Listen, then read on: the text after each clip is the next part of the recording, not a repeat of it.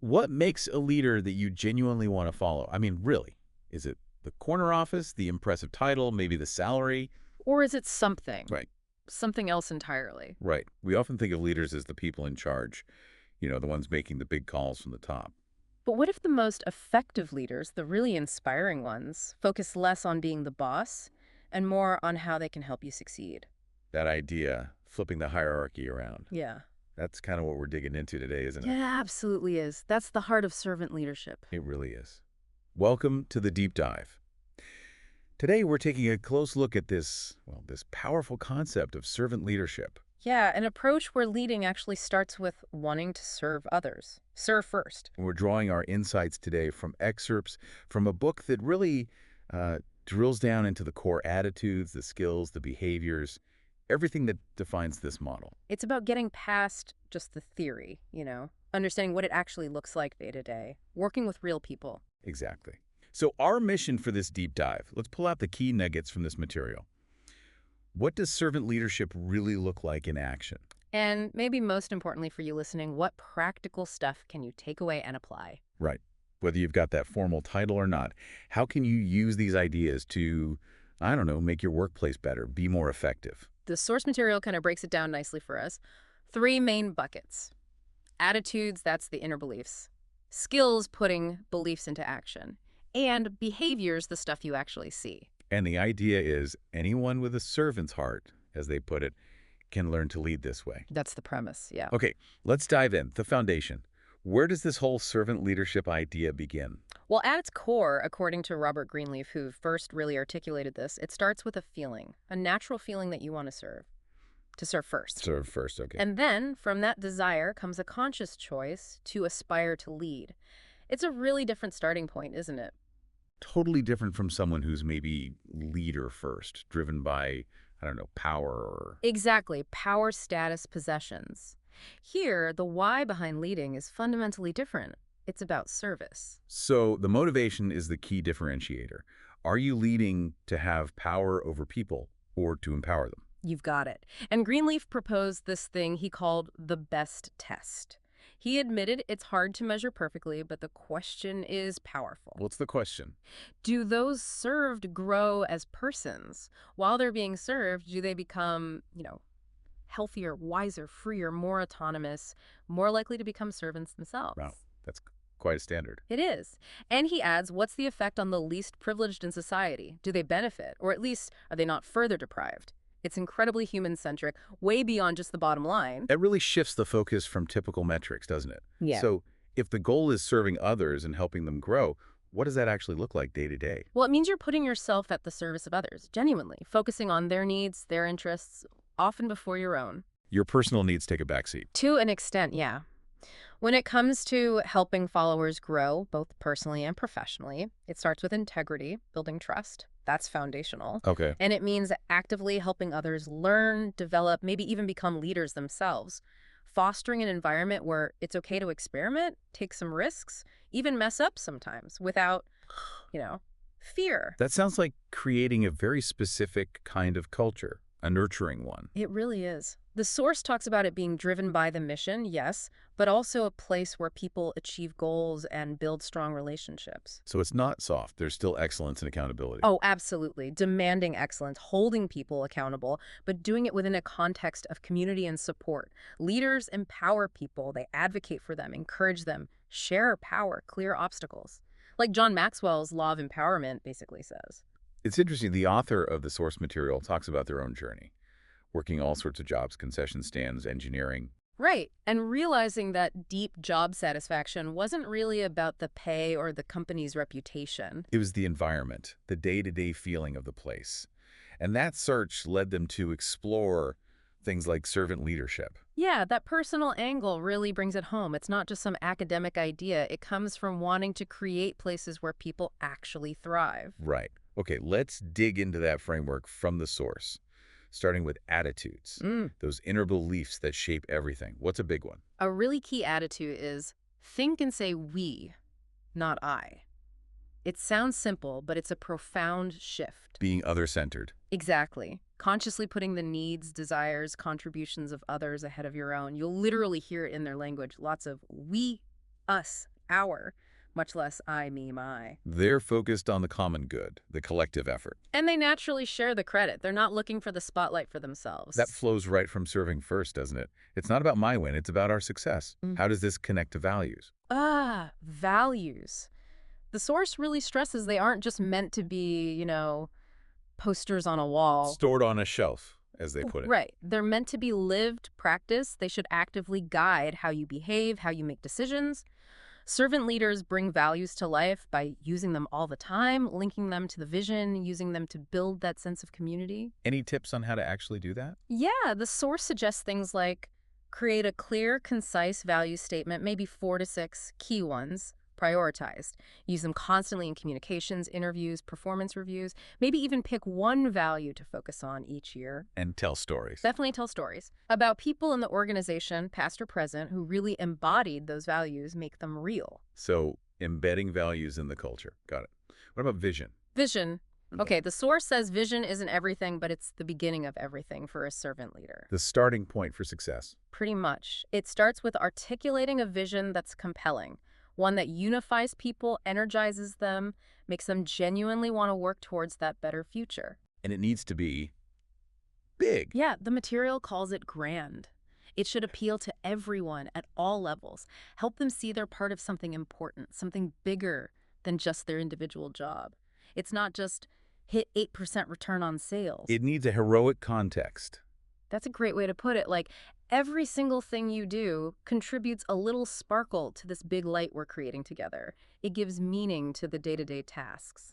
The source points to Martin Luther King Jr.'s I Have a Dream speech as an example of this, right? Uh-huh. Not just a slogan, but a rich, detailed, emotional picture. Exactly, a masterclass. So tips for creating that kind of vision include really listening to people. What are their hopes, their dreams for the organization? Find the common threads. Then craft that inspiring call to action and share it in lots of different ways. Make sure people see themselves in it. Giving voice to their aspirations, that makes sense. And that leads nicely to another attitude. Everyone is good at something. I am a talent scout. Yes. This is seeing every single interaction as a chance to spot talent in someone. Not just during formal reviews. Not at all. Every conversation. And then taking responsibility to connect that talent to the vision. Telling the person, hey, I see this strength in you, and here's how it helps us get where we're going. And then following up, removing obstacles. Absolutely. It's proactive. Constantly looking for potential and helping unleash it. Okay, so these attitudes, the we mindset, living the values, casting a grand vision, talent scouting, they form the inner compass. How do they translate into action? Let's talk skills. Right. Skills are the tangible things you do that come from those attitudes. And according to the source, building on Greenleaf, the #1 premier skill is listening. Listening, really. It sounds almost too basic to be the top skill. Why is it so foundational here? Because without it, you can't have empathy. You can't truly understand where someone else is coming from. And it's the only way to really figure out what a group needs or wants. The source calls it expensive. Expensive. In terms of effort, cognitive effort, time, it takes real commitment. There's a great quote from James Hunter. Forget trying to be interesting, work on being interested. Oh, I like that. Work on being interested. Yeah. So how do you get better at it beyond just not talking? Well, practical things help. Using nonverbal cues, nodding, leaning in, matching expressions shows you're engaged. Getting rid of distractions, put the phone away. Asking questions, actively asking questions. The source even suggests a 2.1 ratio. Try to ask 2 questions for every instruction you give. That forces you to listen more. 2 questions for every instruction. Okay. And Greenleaf reminded us not to fear silence. Sometimes people need space to think. Right. And importantly, listening also means listening to yourself, taking time for reflection. That self-listening piece connects back to the attitudes again. Was another key skill for conveying vision and building connection. Storytelling. Big one. The source points out people remember stories way better than facts and figures. There's an example of a professor. Right, the students remembered the stories about scientists, not the formulas. Exactly. Stories tap into something fundamental, create emotional connection. So how do you tell effective stories as a leader? Be personal. Share your own experiences. Be big vulnerable. Make them vivid, real people. Specific times and places, details, colorful language. Speak in the first person. Let your own emotions show. Use body language. Maybe give it a catchy title. Stories are how you pass on values, make the vision stick, build trust. Okay, listening to understand, storytelling to connect. What about the leader's own mindset, their outlook? Optimism. Presented as a really vital skill. Optimistic leaders tend to see more possibilities, they're more creative, open to new ideas, willing to take risks. And they encourage that in others too. Crucially, yes, they tend to see setbacks as temporary, specific, maybe external, not as, the end of the world. That helps them and others keep moving forward. How does that optimism show up in how they talk? Little things like language choices, using positive words we will, we are, instead of hesitant ones we'll try, I hope. Uh-huh. And that simple shift from saying yes, but, which kind of negates the first part, to yes, and, which builds on it. It signals collaboration. Yes, and. That's a good one. How do you cultivate optimism? Well, consciously seeking out positive people helps. Avoiding the chronic complainers. Focusing on strengths, yours and others. Taking care of your own well-being, maybe reading inspiring stuff. Cultivating a bit of spontaneity, finding joy. So as a leader, it means actively catching people doing things right, praising them. Yes. Speaking positively, showing genuine enthusiasm, articulating that uplifting vision, nurturing a culture where optimism is okay, encouraged, and, importantly, being willing to share the burden, maybe even suffer first when things get tough, leading by example with resilience. That makes sense. And you mentioned saying we earlier. That's a skill that just flows naturally from that we, not I attitude, right? Reinforcing collaboration through language. Exactly. It becomes second nature. Okay, shifting gears slightly. The source talks about the physical environment stimulating informal chats through third places. Yeah, this taps into that basic human need for places to connect outside of home and the formal desk setup. Think about classic coffee shops or why places like Starbucks took off. People need somewhere to just hang out and talk. Basically, yes. Organizations benefit from creating these neutral zones, maybe an open area with comfy chairs, a lounge, even just a corner nook. Places where hierarchy melts away a bit and people can just talk, share info, build relationships. So the tip is, create the space, but also use it. Right. Use it for informal check-ins, quick celebrations, maybe just bring donuts. Mm-hmm. People need those human moments, those face-to-face connections at work. It builds the glue. It does. Okay, now, something crucial for any leader, time management. How does a servant leader approach this effectively? The source uses Dennis Levin's framework. Two main ideas. Save time by doing less and by working faster. Doing less sounds appealing. How? The biggest lever here is delegation. And for a servant leader, it's a double win. Saves your time, sure, but more importantly, it helps your followers grow. It improves decisions by pushing them closer to the action. And it builds massive trust. Because you're entrusting them with something real. Exactly. But delegation needs clarity. 2 steps. 1, communicate the results you expect. Focus on the what, not necessarily the how. 2, be crystal clear about the level of authority they have. Like, you can just do this and tell me later? Yeah. Versus, bring me a recommendation first. Precisely. That clarity is key. What else helps you do less? Learning to say no effectively. This takes discipline, knowing your real priorities. It's hard sometimes saying no. It is. The advice is, say it respectfully, quickly, cleanly. Don't waffle. Peter Drucker had a good test. How much difference will saying yes actually make down the line? If not much, it's probably a no.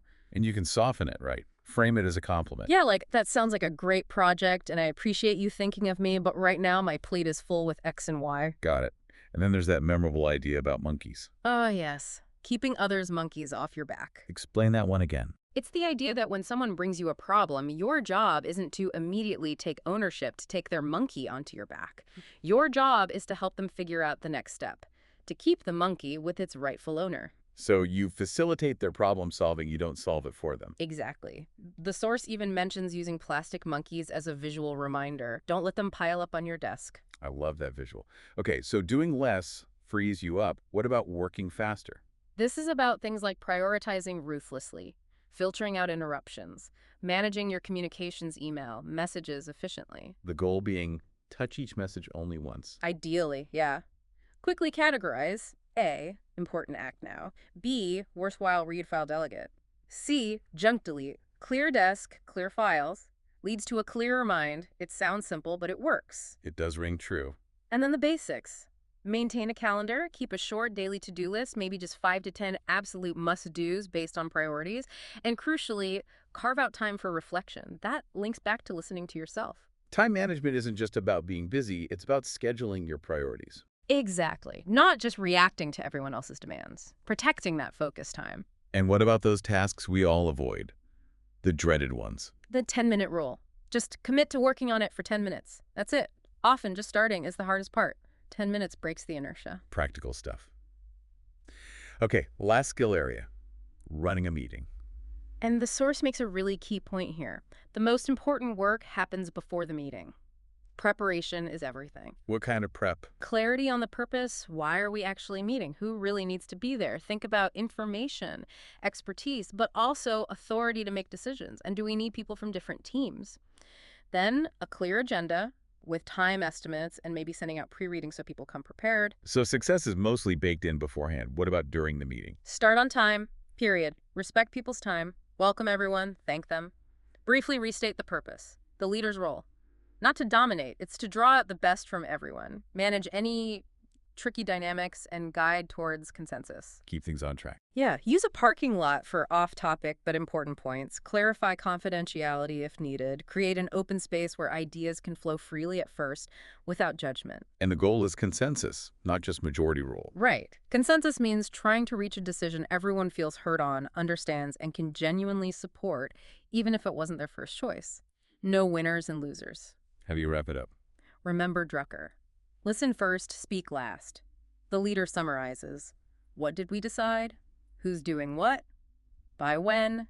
Make sure everyone leaves on the same page. Okay, so we've covered the foundations, the inner attitudes, the practical skills. Let's shift to the third area, behaviors. These are the observable things servant leaders consistently do, the actions that link attitudes and skills to results. And a really key one is being proactive. Making things happen, shaping events, not just reacting. Drucker framed it as constantly asking what needs to be done and what's right for the enterprise. And for a servant leader, this isn't just about their proactivity, right? It's about enabling others. Exactly. They set the stage. Communicate the vision and values clearly, provide that context, then monitor results without getting bogged down in how people do the work. Micromanagement is out. What's a specific proactive behavior they emphasize? Focusing energy and, crucially, your best people on opportunities, not just problem solving. Assigning top talent to areas with potential for innovation and growth. That's a very forward-looking, proactive stance. That focus on opportunity feels really causative. Yeah. What else is fundamental? Establishing credibility. Can't lead without it. And it's entirely perception-based. Followers see you as credible when they consistently perceive you as honest, forward-looking, competent, and inspiring. It's the foundation, according to Kouzes and Posner. Absolutely. You don't get it automatically with the title, you earn it through consistent behavior. And built right on top of credibility is trust. Trust may be the most critical piece of the puzzle for servant leadership. Essential for teamwork, collaboration, empowerment, everything. It requires the leader to trust others first. Yes, trust them as you want to be trusted, and then release them to do the work, as Nancy Ortberg says. Maxwell calls it the glue. Being a trusting leader means you accept the risk that sometimes people will mess up. That's part of it. How do you actively build that trust? Through consistent openness, creating that psychologically safe space where people feel okay, sharing ideas, opinions, concerns, even admitting mistakes without fear. What actions help? Things like revealing yourself appropriately, sharing your values, relevant stories, sharing information freely, avoid being secretive, using simple, humble language. Please, thank you, I need help. Admitting your own mistakes. Huge. Jim Collins' level 5 leaders look in the mirror for blame, out the window for credit. Like a Broadway producer giving credit to the actors. It builds immense trust when leaders are humble and own their errors. That safety and shared ownership seems vital. And it enables the next behavior, empowering others to act. This is absolutely central, moving people from I have to do this to I want to do this. Ortberg calls that empowered state a perpetual motion machine. And it requires sharing power. Fundamentally, it's the paradox of power Kouzes and Posner talk about. You actually become more powerful, and the whole team becomes more powerful when you give power away. How is that empowerment achieved? By doing all the things we've talked about. Building trust, listening deeply, connecting people with resources and information they need, sources of power, educating them, fostering that learning environment. So authority comes from follower trust, not just the org chart. Exactly. Trust earned by putting the organization's needs and the team members' needs first. The source explains why. Feeling able, feeling like you have control and resources, leads to persistence and commitment. Feeling controlled leads to compliance, maybe, but not real engagement. So leadership practices that build others' confidence make them more powerful and increase the chances of success. Yeah. Makes sense. What about dealing with change, that constant reality? Servant leaders get that leading change is the real work today. The vision provides the stability, the direction, but strategy is about the messy, iterative process of getting there through change. And involving people is key. Crucial. James Autry's point, involve the people closest to the work in change decisions. Commitment comes from participation, not control imposed from above. Which means you have to be okay with experimentation, some risk, maybe some failures along the way. You have to create space for it, yes. Even view sudden changes as potential opportunities. Servant leaders challenge the process, as Kouzes and Posner say. Find meaningful challenges, assign people to opportunities, maybe shake up teams occasionally to bring in fresh perspectives. It takes resilience, that psychological hardiness. Definitely. And it's about motivating passion and commitment, as Lencioni emphasizes, not just pushing change through. So how do they call people to change, especially knowing there might be fear or resistance? They don't just announce it and expect compliance, they call people to it. They empathize with the fear. They listen. They explain the why clearly, linking it to the vision. They help people explore the positive possibilities. Any specific tips for managing change this way? Yeah, things like facilitate continuous innovation, use the vision as a compass, aim for small wins to build momentum, make sure change happens on all levels, organizational, relational, individual, measure results, communicate links to the vision, expect resistance, but meet it with empathy. Be open to ideas from anywhere. Be an active explorer yourself. Create challenges. Support risk-taking. Nurture new ideas, starting small. And celebrate progress and the people making it happen. That sounds like a much more humane and probably effective way to lead change. What about planning for the future? The source sees a plan as a roadmap, maybe 3-5 years out. But the document itself is just a snapshot. The real value is in the process of planning. The discussions, the back and forth. Exactly. That's where the education happens, where the commitment gets built, by involving people and shaping that future. What goes into the formal plan? Things like mission, values, vision, yes, but also maybe 8-12 key priorities or focus areas for improvement, 4-6 organizational pillars or strengths to leverage, and then specific, measurable goals with timelines. And then the process involves cross-functional teams. Ideally, yes, and it's iterative. A key point. Don't try to do everything at once. A good plan is multi-year, realistic about capacity and resources. It's about serving the long-term health of the organization and its people. And the final behavior, which kind of underpins everything. Reflecting. Yes. Deliberately setting aside time, maybe daily, for quiet contemplation, listening to yourself. How does that work?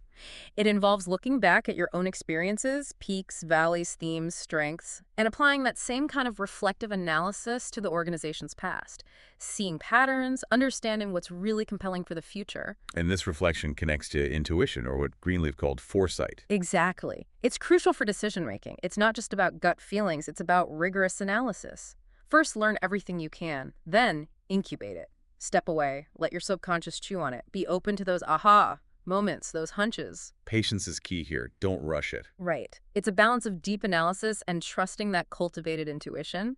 Okay, so we've covered a lot of foundational ideas, attitudes, skills, behaviors. And it's really clear these aren't just for the CEO or the person with the fancy title. Absolutely not. These are principles anyone can use. They inform how you interact, contribute, influence, in any team, any organization, no matter your role. Like those examples, the ER doc coordinating the chaos, Xavier spotting Sean's talent on the shop floor, the flight attendant empowering that kid. Leadership emerged in those moments, didn't it? It wasn't about their job description. It was about recognizing needs, building trust, empowering, seeing potential, applying these principles. So the challenge and the opportunity for you listening is, how can you start cultivating some of this right now?